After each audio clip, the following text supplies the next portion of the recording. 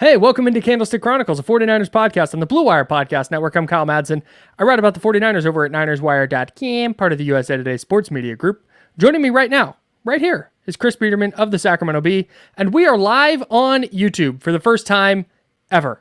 So this is super fun. Got to change up the intro just a little bit, but we're not going to forget about our friends over at Lamb Chops, the official clothing brand, as you can see by Chris's shirt, that this is the official clothing brand of Candlestick Chronicles. Visit sglambchops.com right now. Use Candlestick20 as the promo code. You get 20% off. Get yourself a dope hoodie. Get yourself a nice shirt. Get yourself some cool shorts. Get yourself some joggers. Whatever you're into, Lamb Chops has it. And follow them on Instagram at sglambchops. Great clothing for the fall season. Super comfortable, super warm. It's a Minnesota-based brand, so they know how to deal with cool weather. And the shirt's a little bit thicker for those cool autumn nights. Perfect for football season. The joggers are unbelievable. All of the clothing's great, super stylish. Conversation starters, if you get some of those printed shorts. Candlestick20 is a promo code. Use it and enjoy the clothing as much as we do because it's awesome. We're also sponsored by Cooperage Brewing, and you can visit cooperagebrewing.com right now. Click on beers, and then go to order now. And you'll notice that you can order Candlestick Chronicles Hazy IPA today, and they will ship a case of it to you as long as you're 21 and over and in the state of California. They'll ship a case of that beer right to your front door.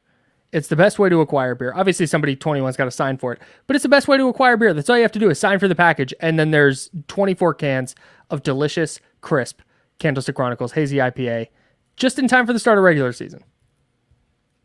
I can't wait. It's amazing beer. What can I say? It's not a novelty. Some people might say, oh, wow, that's probably a really cool can. The beer probably people do say that. Good. No, like the beer is legitimately good. I will put it up against any hazy anywhere. Cooperage makes amazing beer. If you are familiar with the Northern California, specifically the Sonoma County beer scene, you know how competitive it is. And I will tell you, Cooperage can keep up with anybody in the Sonoma County beer scene, and there are some very big names which we're not gonna mention here, but Cooperage is as good, if not better, than any of them. So go order some Candlestick Chronicles Hazy IPA and bring it to your tailgate for the season opener, Week 3, Thursday night against the Giants. You will be the envy of your tailgate. I promise you. People will look at the can and be like, "Damn, I need to drink that." It's a home opener. Season opener happened already. You know what I meant. I mean, we're live on camera for the first time. This is. I know. It's jarring.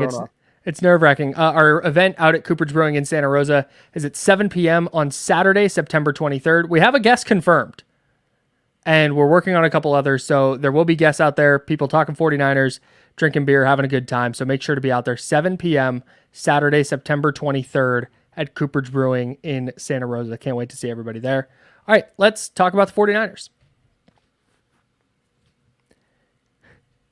It's so awkward doing this live because usually I can sit there and like give that a good pause so our editor Tyler can throw the intro in. But now I feel like I can't pause because there's people watching live.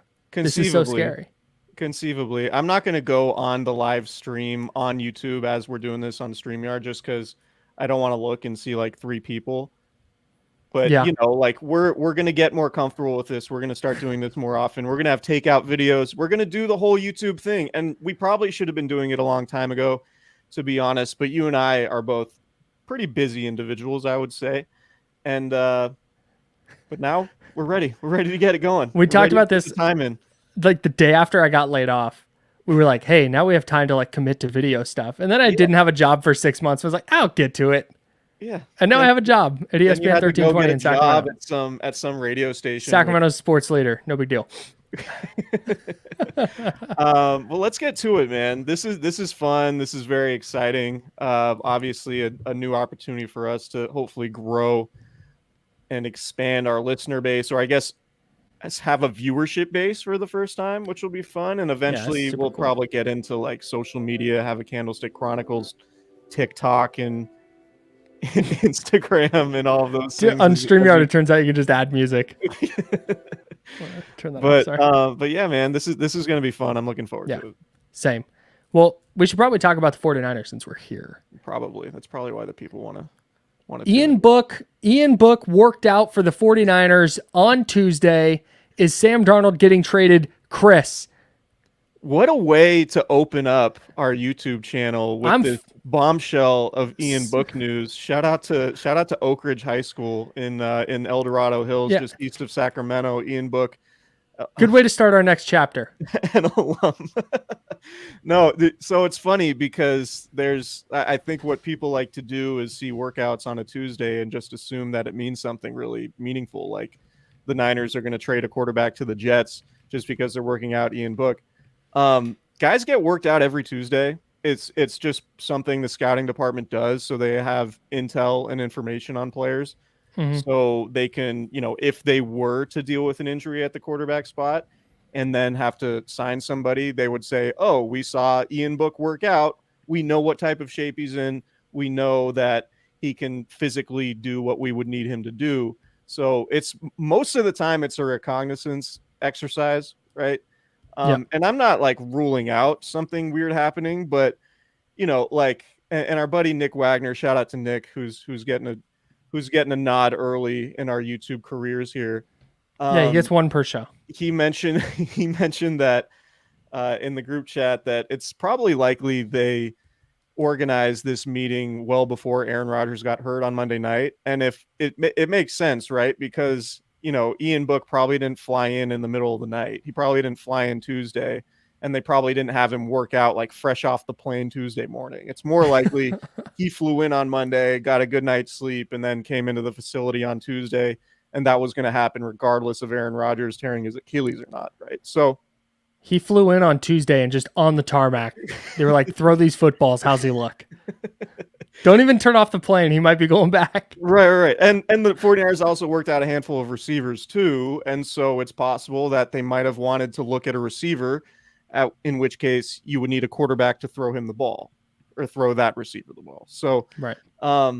It's just, I understand that everything that happens generates some buzz on Twitter or X. But I don't find this Ian Book thing particularly compelling yet. That's not to say nothing wild is going to happen.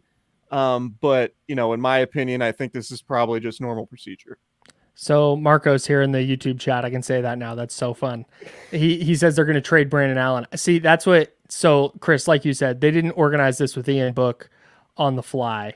And if they were going to work out quarterbacks to sign, they probably would have worked out more than one. I don't think they watched Ian Book's one start in 2021 and identified him as the guy. And if the Jets, I think, were looking for a quarterback, I can't imagine that they're going to call the 49ers for the 49ers third string guy and say, that's who we need to take us to the promised land. So I don't think it really means anything. I think it's just a super coincidence that the Niners had a day off Tuesday, and it just so happened that Aaron Rodgers tore his Achilles on Monday. And I think that's kind of the extent of it. Speaking of which, that's bananas that happened. It's wild. It's like, this is the worst thing about the NFL. Can we agree on that? Yes. The worst thing on the NFL is prominent player gets hurt and basically ruins a team season. And maybe Zach Wilson will pull the Jets from the abyss here, but I hope so. I'm weirdly rooting for Zach Wilson. No, I mean, he hasn't done anything wrong except just not play well, right? I mean, just be bad at NFL football. There was that press conference last year or was it last year or his rookie season where he didn't seem super accountable for not playing well, but young guy, live and learn. Right. But the Jets, what's interesting is the Jets are kind of in a similar spot to the 49ers in terms of having a roster ready to compete now. Mm-hmm. And not really willing to sit through the lumps you go through when it comes to developing a young quarterback. Mm-hmm. So I do wonder what it's going to look like. Like, are they going to get really desperate and try to are they going to go try to get a veteran? Are they going to make a pitch to Tom Brady, right? Who was circling New England on Sunday celebrating. No chance. Going in the Ring of Honor. No chance? Never say never, but come on. They might call, but there's no way Tom Brady goes into New England's Ring of Honor and then the next week is like, yeah, I play for the Jets now. No chance. Yeah. Never say never, but no chance. Come on. Now, this is honestly, if you're the Jets, this is a good spot to be in because nobody's expecting anything from you now. So you get to watch Zach Wilson and see if he develops, and maybe you fall backwards into Zach Wilson being good. And if not, okay, cool, you punt. But at least you know. Yeah. And you don't have to do the weird fifth-year option with him or anything to see what he has. You can just, all right, either pull the plug or you have your quarterback of the future. And no one's going to blame them if they stink. So, yeah, I'm also curious to see, like, Aaron Rodgers is going to be 40 next year. mm-hmm. Is he going to push super hard to come back and play as a 40-year-old for the Jets? On MetLife turf? On MetLife turf, right. Is he going to be willing to put in the time and effort it takes to rehab in time to be ready for week 1? Or is it like a mid-season thing next year? If he does come back. So, very curious to see how all that's going to unfold. But I don't know. You think the 49ers are going to trade a quarterback to the Jets? No. I don't either. No, it's just I can't fathom that the Jets are going, okay, Sam Darnold is what we need. Like, of all the teams, I don't think it's the Jets that are going to be aiming to make that move. And then, like I said, if you're going to add a quarterback, why would it be Brandon Allen? Well, it's not like Mike LaFleur is their offensive coordinator anymore either. Yeah. I think they're rolling with Zach Wilson, and they'll go get, I don't know, a random backup, Trace McSorley or something of that ilk. Yeah. Anyway, let's talk about the Niners it seems like, there are a bunch of different ways we can spin off this conversation, but it seems like they are a consensus, if not the best team in the NFL after week 1, top 2 or 3. They had the most impressive win, right?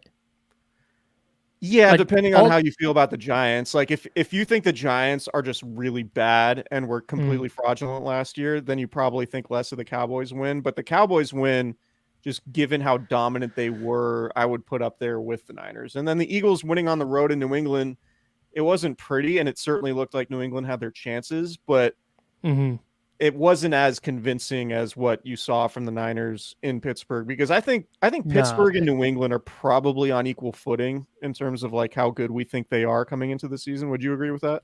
Yeah, probably. So the Niners beating Pittsburgh the way they did on the road is probably more impressive than what the Eagles did in New England. Yeah, I think the Niners had the best all-around performance because the Cowboys offense didn't really need to do anything. Yeah. But San Francisco's offense was not the beneficiary of defensive touchdowns, and there were a couple of turnovers in there, but I thought it was the most kind of roundly dominant performance. Again, with all due respect to what the Cowboys did, I saw a bunch of power rankings that had the Niners at number 1 right now, and I think that's probably right. Just given what we thought about them coming into the year, the questions we had, they answered all the questions in week 1. Like they were really, really good. And I think a lot of questions got answered about Brock Purdy too. Our Nick Wagner was tweeting out some stats today about how there wasn't a ton of yak from the Niners in that game. There weren't a ton of receivers open. There was a ton of pressure from the Steelers, and Purdy handled it well and still had a really productive game. And so I think if you were going into week 1 with your biggest question mark about the 49ers being quarterback play, like that question to me got answered in a spot that I thought it was going to be tough to answer it. The Mike Tomlin team, it's TJ Watt. That's a defense that was expected to be a top 5 or 10 unit this year. On the road, 10 a.m. start. His first game back, Purdy's real first game back after elbow surgery. There were legitimate reasons for concern, and he just went out and played really, really well like we saw all of last season. So I think the Niners right now look like the best team in the league. The thing I'm interested in, you brought up that Eagles game. I kind of wonder, remember when the Niners played the Dolphins last year? Yeah. And remember that Niners-Dolphins game? Pretty memorable game. Yeah. But the Niners gave up that long touchdown to Trent Sherfield on the opening drive, and then, or on the first play, right? On the first play, and then shut him down. And then the Dolphins went into LA the next week against the Chargers and didn't. I know. What is this, 2016? We still miss it. I do. I do love that city. But no, I'm not going to go on a tangent. So sorry. It's fine. It's fine. So they go down to against the Chargers, and the offense doesn't look good. The Niners kind of laid out a blueprint. Bill Belichick's plan against the Eagles was really good. And I kind of wonder if he laid out a little bit of a blueprint to slow the Eagles offense down at least a little bit. Because last year they just kind of looked like an unstoppable juggernaut with Jalen Hurts, and they looked a lot more pedestrian against New England. They scored 22 points, but there was a pick 6 in there. So their offense accounted for 15 points. So Yeah. I'm interested to see over the next couple of weeks what Philly's offense looks like. Yeah, I think Philly's offense is probably going to look better than it did. How often do we talk about week one just being really weird? That ultimately matters about as much as the preseason. Yeah, week one is and it's funny because we're sort of talking about the 49ers like we learned a decent amount about them in week one, and what happened in Pittsburgh is real, which I think you and I both agree on. But at the same time, there are so many things that happen week one throughout the NFL that are just kind of fool's gold. No doubt. And the reason why we believe in what we saw from the 49ers ultimately is the equity that they have, right? Right. We saw them do it last year. A team that's been to 3 of the last 4 NFC title games and went to the Super Bowl in 2019. So like they have equity, they play really well. We believe them. Mm-hmm. I wonder if the Eagles are at that point or if the Eagles are due for regression, right? And like, how much do we take away from week one? That I always have a hard time with week one because I'll always, you can go back to countless examples and go to the Niners last year. Right. Exactly. So, does week one mean a whole lot when it comes to like, are the Giants going to be a lot better than we thought? Are the Cowboys maybe worse than they looked? Are the Eagles, how much do we believe in the Eagles? I still think the Eagles have an incredibly talented roster. I do have questions about their defense overall.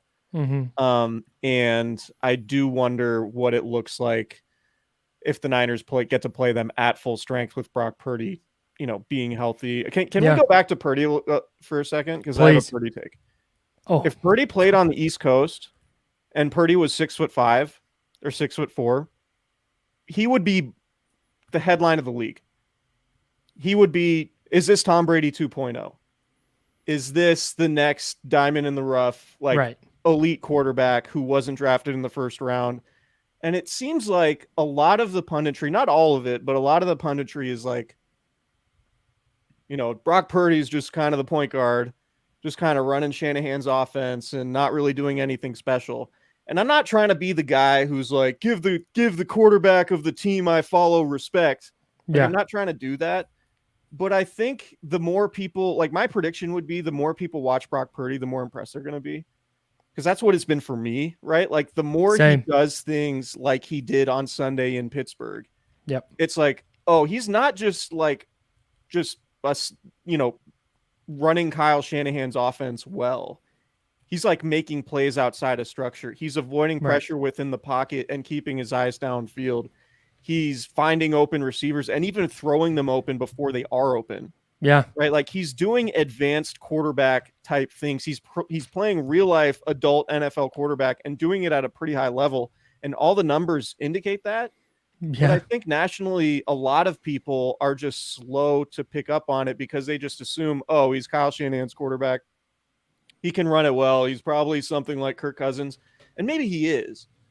But I think saying that right now discounts how well he's actually playing and how Also, he's doing things. He's doing things that are high level, not just like, oh, he's just running Kyle Shanahan's offense. He's making plays outside of structure.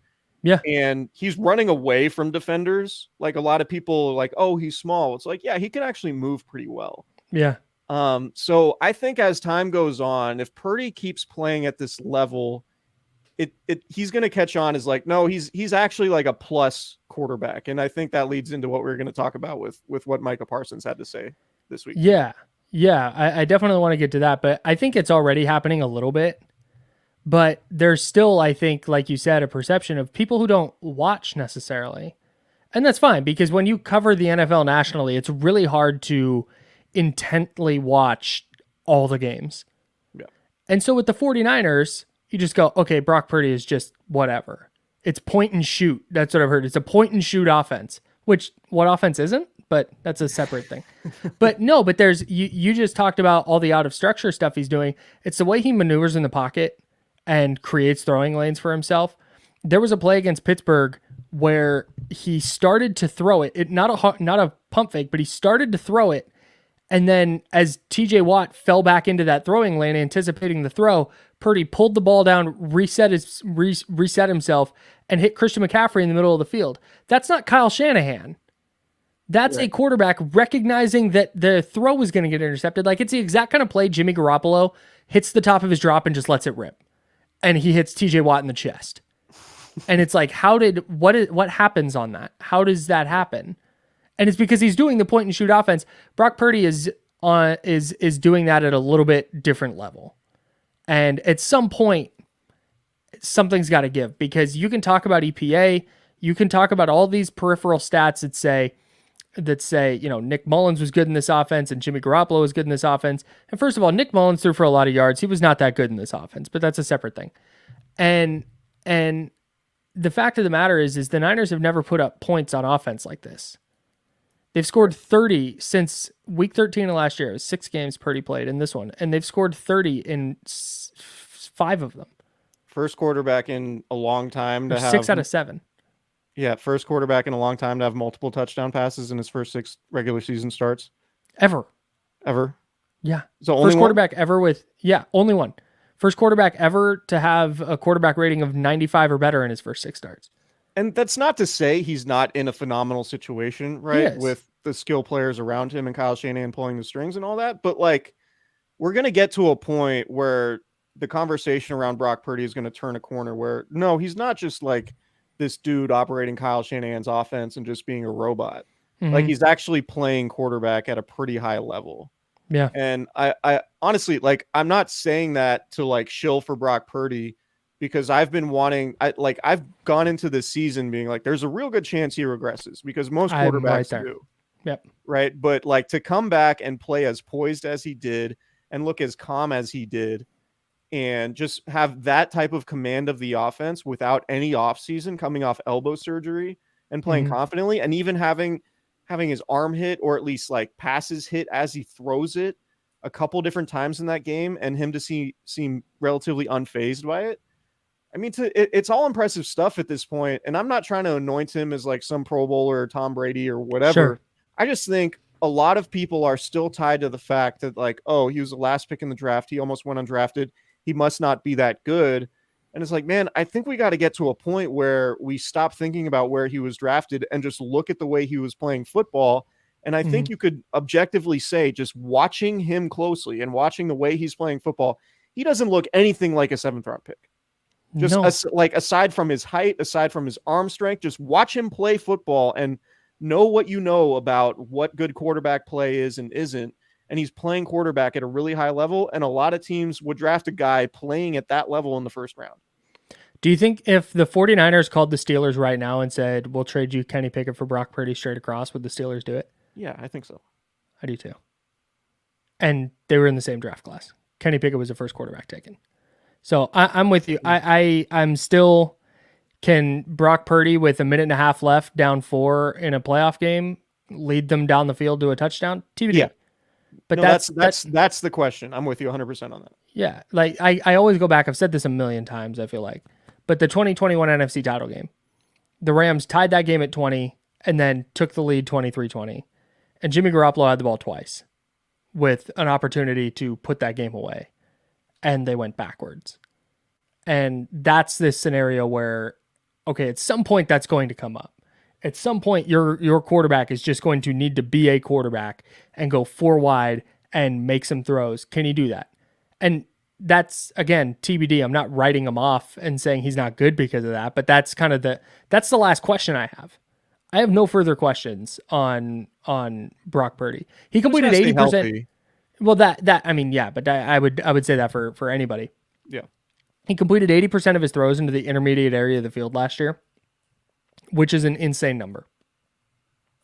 Deshaun Watson, 68%, led the league among qualifiers. The difference between Purdy and Watson was the same as the difference between Watson at number 2 and then the 30th ranked quarterback in that stat. Yeah. So it's a huge gap. And I thought that scenario he would regress, and maybe he does over the course of this year, but in week 1, he was 9 for 10 in the intermediate area. He improved his completion rate. That's the kind of thing that, to me, is like, man, if he's not just a check down artist. He's getting it down the field. His ADOT was like 8.5. His average depth of target was, I think, the 9th highest in the league in week 1. This isn't dink and dunk. He's pushing the ball down the field. The throw to Brandon Ayuk on the front pile and the back shoulder throw was sick. He's doing high level stuff. So I think he's for real. Yeah. Like And 100% with you. And that's basically what Micah Parsons said. It was like, he's probably a top 15 quarterback in the league right now. mhm. And what he wants to see from him, which is like, you don't hear a lot of current players, particularly like players on like rival teams, Yeah. give completely reasoned takes. But Yeah. Micah Parsons Super reasonable. essentially was like, yeah, he's doing all the things he needs to do. I just need to see him do it more in the playoffs or do it when they're down. He said specifically he wants to see what Brock Purdy looks like when the Niners are losing, which is the point you just made. And like that's sort of the big question, because now, you know, based on how things have gone, he's played so well to where he hasn't, and the 49ers defense has been so good that he hasn't really been in situations where he has to come back late in a game in the fourth quarter. So does he have I don't want to say. That's The true. clutch gene? The clutch gene. I didn't want to say the clutch gene, but yeah, he did it against the Raiders. That's a Flynn good West in the chat. Yeah, he brought that up. Yeah, Purdy did go blow for blow with Jarrett Stidham last year. That was I still can't believe that happened. Jarrett Stidham lighting up the 49ers defense was not a thing that I anticipated. No, but he was really, really good in that game for sure, in a tough spot on the road. So I would tend to agree. But again, playoff time's different. And if they go win a bunch of playoff games and win a Super Bowl where they're never trailing with a minute and a half left, then A+. Like that's the goal, right? So yeah. Like I said, I'm running out of questions, but I did think that Micah Parsons saying that is pretty interesting because he didn't really need to. It wasn't like he got asked. He was just talking about the MVP of week 1. And then after that goes, oh, Brock Purdy, and said that Brock Purdy's story is great. And he's not sleeping on him and people need to stop sleeping on him. And he thinks that people are going to come at him the way they come at Aaron Rodgers and Patrick Mahomes, and thinks he's on that level. And that's a guy who played against Brock Purdy in the playoffs. Yeah. And you would think on the surface, you look at Purdy's stat line against Dallas and you go, man, he didn't play well, but he played well enough to win, and he played well enough to earn the respect of Micah Parsons, who's one of the best defensive players in the league. So I definitely take that with I definitely take Parsons' word into account for sure. Yeah, like it Dallas definitely means something. I think Dallas, no matter how you view the order, the Cowboys and 49ers have the two best defenses in the league, right? Right now, would you say? Yeah, I'm really big on Cleveland. Yeah, but until I see more than one game of Cleveland, it's the Niners and the Cowboys. But like having a not awesome stat line against the Cowboys in the playoffs like isn't a huge indictment when you win the game. And it wasn't. And honestly, given the pressure he was under, I thought Purdy played for the most part pretty well. I have more questions about the right side of the 49ers offensive line than I do about Brock Purdy. And I know it's not even close. It's not even close. Yeah. So that I think when it comes to questions about Brock Purdy, it's like, can he stay healthy behind the right side of the offensive line? That's my biggest question involving Brock Purdy. Is like, can Colton McKivitz hold up and keep him healthy and keep a defender from banging into his throwing arm as he's trying to throw? So I get the whole TJ Watt thing. And I said on the internet during the game, I was like, I'm still surprised the Niners didn't bring in more competition at right tackle. And a common response was, well, this is TJ Watt. It's like, I understand that. But McKivitz got worked. Like, worked. So if he struggles against the Rams and whatever the Rams are doing with their pass rush, it's like Ernest Jones is a player on their roster, and Byron Young, a rookie from Tennessee, had a sack. And of course, Aaron Donald, but he's probably not going to line up a ton on the edge. Do you think Steelers fans are coming out of that game looking at Drake Jackson and be like, well, it was Drake Jackson? Yeah. Yeah. Okay. They're like Alejandro Villanueva or whoever their tackle. I don't think he's played for them in like 5 years. I think he's been retired for like 4 years, but yeah. The left tackle, he struggled, but man, that was Drake Jackson over there. Yeah. Anyway, sorry, I interrupted you. I love that idea. Who played better on Sunday, TJ Watt or Drake Jackson? The stats may surprise you. No, now if he struggles against the Rams, I'll have real concerns. Or if the right side struggles against the Rams, I'll have real concerns. But getting blown up by TJ Watt in your first week as a full-time NFL starter, I'm not going to begrudge McKivitz just yet. Yeah, I agree with you. We're gonna preview the Rams game later this week, but I did just watch Rams Seahawks through again. Man, neither team is impressive. Yeah, the Seahawks defense, especially more particularly in the second half, looked like a end of preseason game defense where there's just no pass rush, there's nothing really happening. It was really, really bad. And conversely, that's exactly how the Rams run game looked. The Rams had 40 carries for 92 yards. Yeah. They ran it 40 times and didn't get to 100 yards. So if you're going to be one-dimensional against the Niners, they're going to figure it out. So, and we might be at a point, obviously the Niners are not playing the Seahawks this week, but we might be at a point where like the Seahawks offense starts to make serious changes. Because the whatever they were doing schematically was not at all impressive or interesting or effective. And the fact that you have DK Metcalf, Jackson Smith and Jigba and Tyler Lockett, and like you're just not throwing it all over the yard every game for 300. I mean, it was one game, obviously, but like, yeah. I was pretty concerning. And hearing some of Geno Smith's comments afterwards was just like, man, that doesn't. He said they wanted it more. Yeah, it doesn't sound like a totally functional situation. I do wonder, because generally, right, like half the teams in each conference who made the playoffs the year before don't make the playoffs the next year. I wonder if we're going to look at the Seahawks, the Vikings, and the Giants as teams who were like pretty fraudulent in 2022. Who just I was already there with the Vikings. Yeah, you were there with the Vikings. I feel very similarly. I think the Giants are pretty fraudulent, at least based on what we saw Sunday night. Boy. And watching that Seahawks offense and just sort of the attitude that team had.